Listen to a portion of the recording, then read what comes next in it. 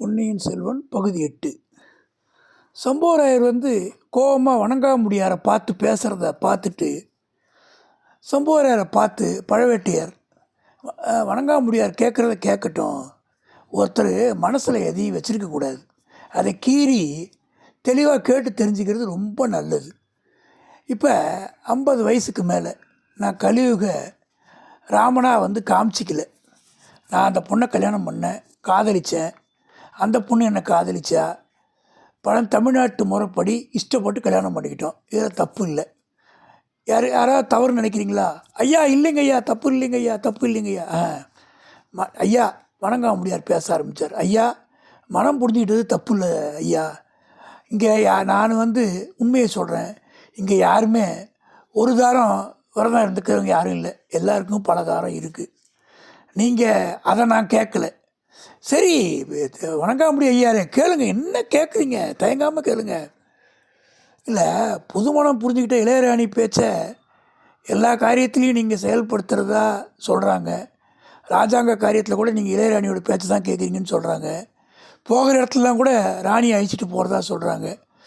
இதை சொன்ன உடனே கூட்டத்தில் ஒரே சிரிப்பு, ரொம்ப சவுண்டாக சிரிக்கிறாங்க.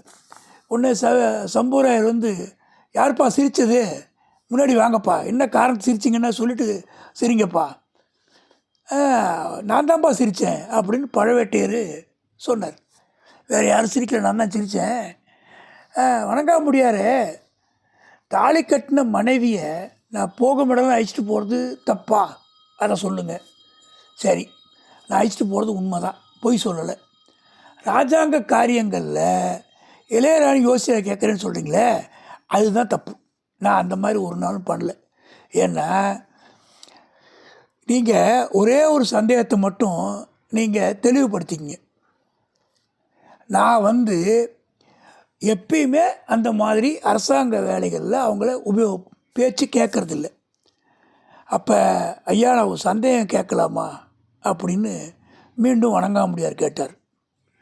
சொல்லுங்கள். இல்லைங்க ஐயா, பல்லக்கு வந்தால் அந்த புறத்துக்கு போகணும், பெண் அங்கே தான் போகணும். நம்ம இங்கே கலந்து உரையாடுற இடத்துல இங்கே பல்லக்கு இருக்குது, வளையல் குழுங்குற சத்தம்லாம் கேட்குது. அதுதான் ஐயா மனசுக்கு ஒரு மாதிரியாக இருக்குது. இந்த வித்தியாசமான கேள்வியை வணங்காமுடியார் கேட்ட உடனே எல்லாரும் அமைதியாயிட்டாங்க.